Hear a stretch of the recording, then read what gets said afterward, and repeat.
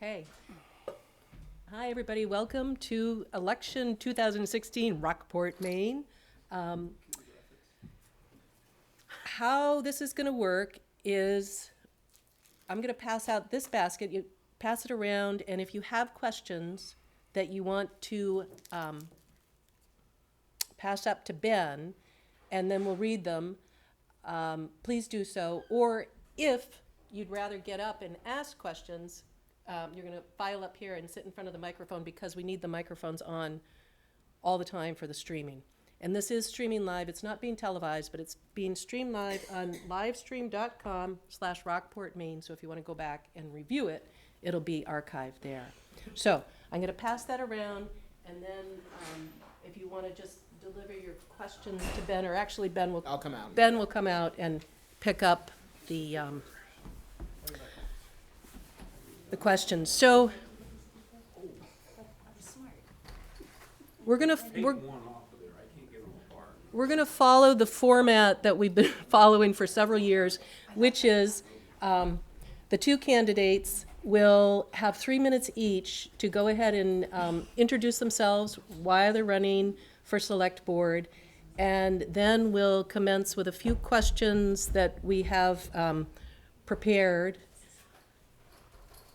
3-minute response each, and we'll go back and forth. It's a little odd because there's just the two of you. But whoever answered last has the opportunity to answer first on the next question. Does that sound right to you? And then after we do a few questions, we're going to open it to the public, and let's just fire away. We really only have an hour. So I'm Linda Clancy. I'm a resident of Rockport, and I'm with Penn Bay Pilot.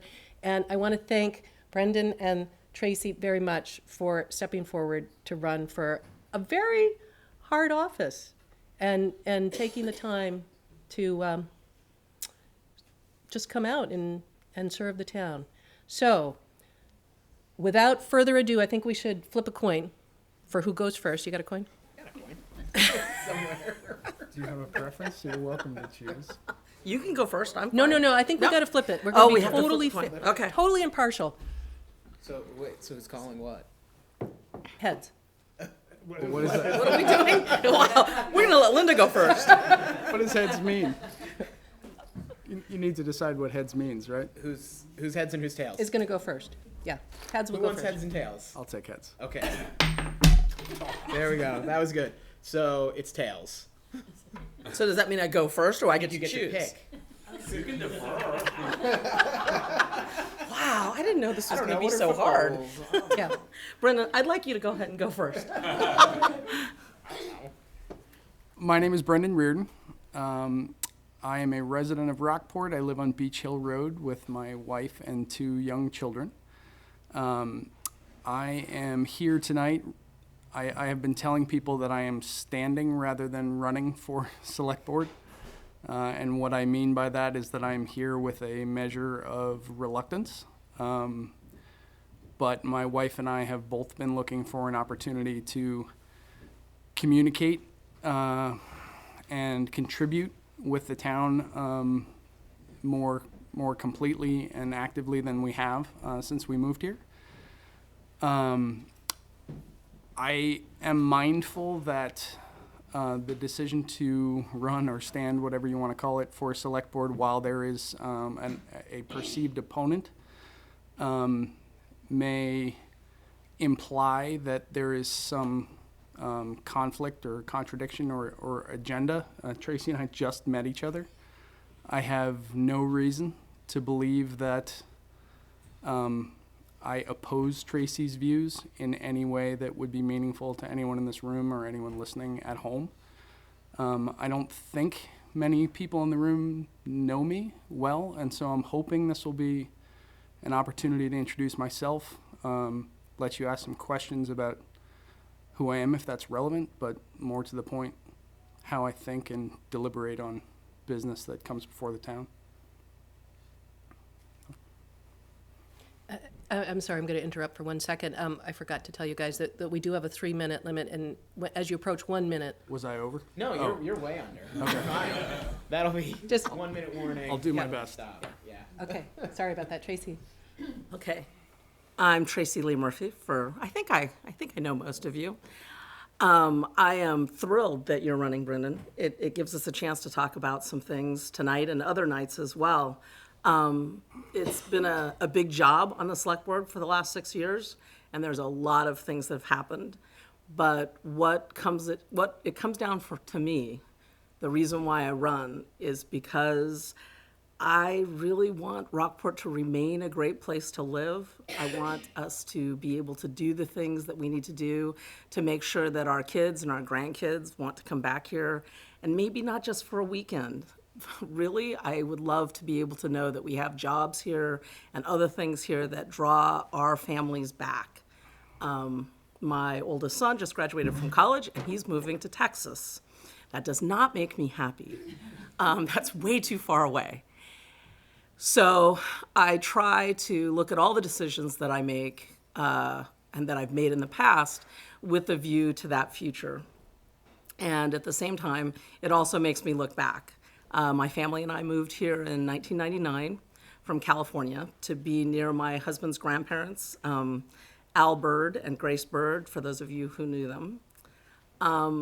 And one of the things that he said when we moved here was, you live in a small town, you have to get involved. It's important, it's what you should do. So over the last 16 years that I've lived in Rockport, I've served on a number of committees, including but not confined to the Charter Commission and the Budget Committee and the Planning Board, and it's a good thing to be involved. So I invite everybody to indeed become involved because it is important at whatever level you have time to be involved. So, like I said, it's important for us to keep Rockport a place that people want to move to and that our kids can come back to. And like I said, that's how I make most of the decisions that I've made on the select board so far. Okay, we're going to dive right into issues. Camden and Rockport have been working collaboratively together for the past several years on various initiatives, the pathway, assessing, and so forth. 10 or 15 years ago, there was discussion about merging public safety, fire, and police. Has the time come to renew those discussions about collaborating more closely with police departments or merging police departments as well as the fire departments? And Tracy? You're going to start with me? Yep. Okay. Well, obviously, things have been happening over the last few days. So our police chief has announced his retirement. And I don't know if there are things I can talk about that are coming up with some of that. I do think that it's worth looking into. At the same time, I think that the cultures that we have in our public works department, our fire department, and our police department are very good the way they are. That doesn't mean we shouldn't look into it to see what kind of synergies we have. But I don't think I'd be running and jumping to combine any of them. That said, like I said, it can't hurt to look into. But we have some really amazing people that work for the town of Rockport.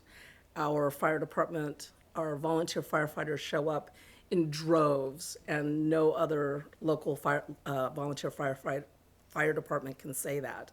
And I think there's a culture there that we would be silly to interrupt. So on the fire department side, I do feel a little more strongly that we do our job well. With police and with public works, I don't know as much about that, so I can't talk as directly with it, but I definitely wouldn't rule out looking into some more synergies. Brendan? So my first reaction to that question is that I can offer an opinion but not an assessment. And the difference between those things are whether or not you have relevant data, I think, and that data would have to come from the people who are doing those jobs now, and I don't have the benefit of that perspective. If I can speak in generalities, I see a lot of benefit from having, from selecting your law enforcement officials and safety officials from amongst your friends and neighbors. Those are potentially fraught situations when they're interacting with the community. Not always. Sometimes they're totally fine. But if the community can afford it, I see a lot of benefit in having the police department be Rockport residents and the fire department be Rockport residents. I would have to echo Tracy's final comment that I just don't have the relevant knowledge to take it any deeper than that. Okay, I'll ask one more question before then we'll dive into questions from the floor. Correct me where I'm wrong on this because I haven't kept up entirely, but what is your opinion, and Brendan, you'll be starting with this one. What is your opinion on the town working toward facilitating a fiber optic build-out throughout the town? So I'm kind of a techie, and in general, I believe infrastructural improvements like that have the capacity to shape community for the better. There's a giant difference between that blanket statement and $4 million, $6 million, $8 million is the best way to use the resources that we have right now. Anytime I think you're talking about an investment of that kind, there should be a question about opportunity cost. What else might you have done with that money?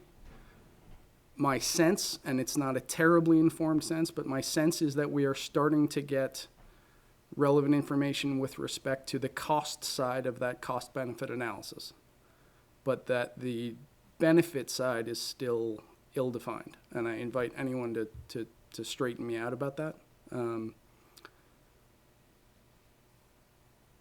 I don't know if that's an answer or a dodge. My own, I rent an office in the Shepherd Block building for our business, which is a business that, although we are a startup and hoping to survive, has the capacity to be a business that needs that kind of infrastructural improvement. I think I agree with a lot of what Tracy was saying about creating a community where people will want to move, and things like that are a significant component to creating that kind of community. Thank you. Tracy? I am a big advocate of the fiber optic concept that we are pushing forward as a select board.